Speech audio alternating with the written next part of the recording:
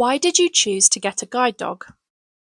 I didn't have a lot of sight to start with, but the useful sight I did have I was losing as well. Yeah. So it was time to kind of see if it was suitable for one. And I've never looked back, to be honest. Ned's my third dog now. Okay. So I first went for a dog in 2006, I think it was, 2005. And I was very stubborn. I wouldn't use a cane because I said I'm embarrassed to use a cane. And my wife at the time was like, "You're embarrassed to use a cane, but you don't mind walking along with this big yellow Labrador." I said, "No, because it's more friendly than a cane, isn't it?" Yeah. Does the dog know where they're going? The owner has to know where he's going. Yeah. The dog don't know where he's going. Obviously, the longer you spend time with that dog and you're going to the same shop, say, at the same time every day, the dog will go straight home and go to the shop. But like, he knows when I'm taking him to the park because I get his high value food. He knows where the bus stop is. We wait at the bus stop and he starts crying because he wants to get to the park as soon as possible. Do all guide dogs behave the same way?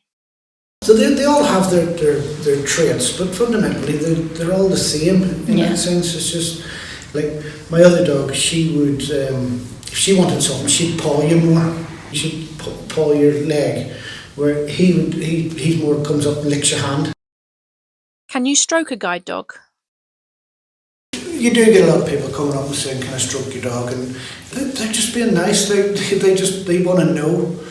But the main thing is, it's like when they're wearing the harness, which is this yellow thing, it's really not to distract them at all. Yeah. You know, don't come up and fuss them, don't like go, "Hello Ned, how are you doing, what are you doing?" You know, because that does take them off the focus, and the next minute you could be into a lamppost. Yeah. or something. Yeah. So that's the main thing. And also when they are off the harness, it's always best to ask the owner if they can stroke the dog. But to be honest, you know, that's common sense. You should be doing that with any dog. Yeah. Some guide dog users will still say, "No, because he's going to be working in a bit, so I don't want him disturbed." But I'm very laid back and easygoing. I just think he needs fuss because he knows as soon as that harness goes on, he goes back to work. Do guide dogs make mistakes? Don't think that the dog's a robot.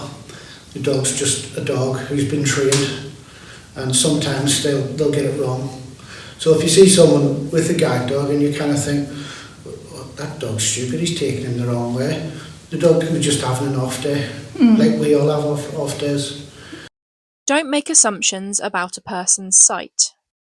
You know, don't assume that everyone with a guide dog's blind, like totally blind, because it's only about 15% of guide dog owners are blind. So a lot of guide dog users do have some useful sight. Can I give your guide dog treats? It's great to like feed him because he wants the food, but then he'll put weight on, it'll affect his joints, his walking ability, it'll put strain on him. So it's for his own health, we are quite strict.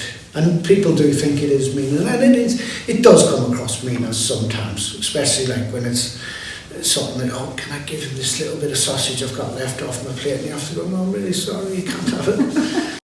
What happens to the guide dog when they retire? When they retire, it's up to sort of the owner whether they keep them or they give them back to guide dogs, because guide dogs have got like a list of people who will look after retired guide dogs and things like that. My second guide dog, I've still got her at home. She retired nearly 2 years ago, but she's getting a bit old now. She's a bit slower, but her tail still wags most of the time.